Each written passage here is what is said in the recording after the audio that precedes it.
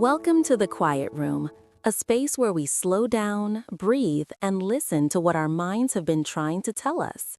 Today, we received a message from one of our listeners. She wrote, "I don't understand why I keep avoiding the things I truly want to do.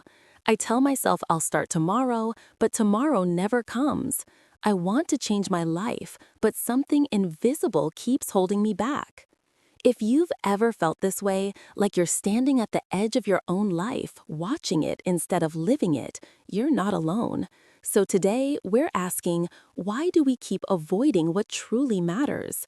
And here with me, as always, is psychologist and therapist Dr. Leo Hart. Leo, why do we do this to ourselves? That's such a deep question, JS, and honestly, one that touches everyone at some point.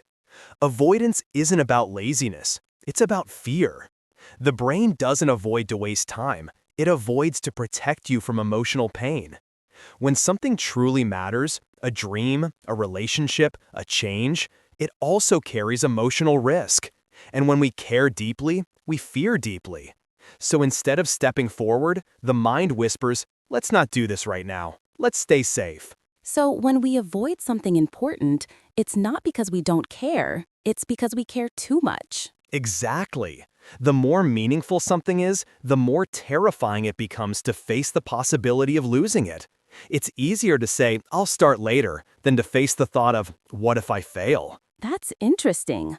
Most of us blame ourselves for being lazy or unmotivated, when in fact, we're just scared. Yes, procrastination is emotional, not logical.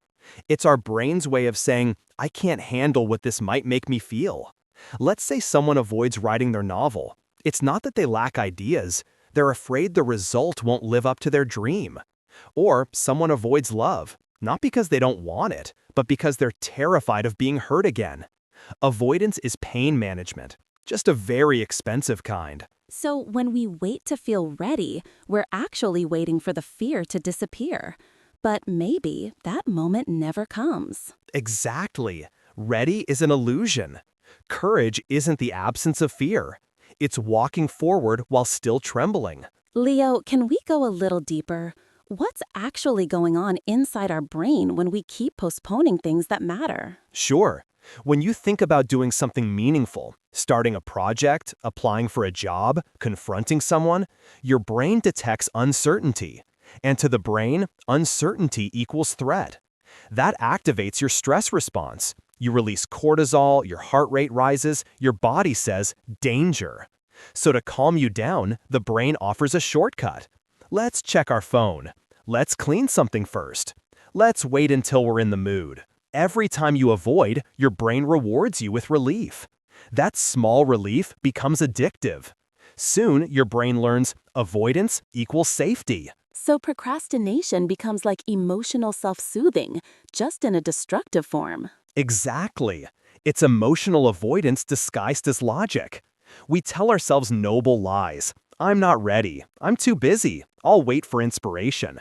But those are just fear in costume. Fear in costume. I love that. If fear is always the root, how do we unlearn this pattern? By turning toward it, gently. Ask yourself, what am I really afraid will happen if I do this? Sometimes the answer isn't failure. It's success. Because success brings change. And change means letting go of the version of yourself that stayed safe in hesitation. So we're not just afraid of failing, we're afraid of becoming someone who no longer has excuses. Exactly. Growth demands accountability. And that can be terrifying when self-doubt has been your comfort zone. So how do we stop running from what matters? How do we move without fear taking the lead? There's no magic fix, JS, but there are gentle truths that help us return to ourselves. First, stop calling yourself lazy. Shame doesn't motivate, it paralyzes. Instead, try curiosity. Ask, what emotion am I avoiding right now? Maybe it's fear of judgment, maybe guilt, maybe grief. Name it, and half its power dissolves. So awareness is the first act of courage. Exactly. Awareness brings compassion, and compassion unlocks action. Second, make your goals smaller. The brain fears the unknown, but embraces the familiar. Don't aim to finish the book, Just write one paragraph. Movement itself creates motivation. That's comforting, knowing that motion creates motivation, not the other way around. Right. Third, build emotional safety around your goals. If every effort feels like a test of your worth, you'll always retreat. So separate the work from the self. Instead of, I failed, try, that didn't work. And that's okay. That reframe feels like permission to try again. Exactly. We don't move by being harder on ourselves, but by being kinder. Discipline grows best in the soil of compassion. That's the opposite of what most of us were taught, that harshness builds strength. But we can't shame ourselves into change. We can only love ourselves into growth. Fear may push you to begin, but love keeps you consistent. That's beautiful, Leo. Maybe the reason we avoid what matters is because we've forgotten how to move with love, not pressure. Exactly. The goal isn't to defeat procrastination, it's to reconnect with what matters. When you act from love instead of fear, avoidance loses its grip. So maybe the reason we keep avoiding what matters most is because deep down, we're afraid to truly live. Because once we start, once we become that version of ourselves, there's no turning back. Yes, and that's where life begins, in the space between fear and courage. Avoidance is the mind saying, I'm scared. Courage is the heart replying, I know. Let's go anyway. Thank you, Dr. Hart. And to everyone listening, if something's been whispering in your mind, something small or maybe something life-changing, maybe tonight take one small step toward it. You don't have to finish, you just have to begin. Because the hardest step isn't the biggest one. It's the first. You've been listening to The Quiet Room with JS and Dr. Leo Hart. If today's episode touched you, share it with someone who might need this reminder.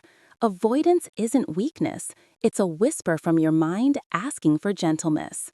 Until next time, take care of your heart and take that first step.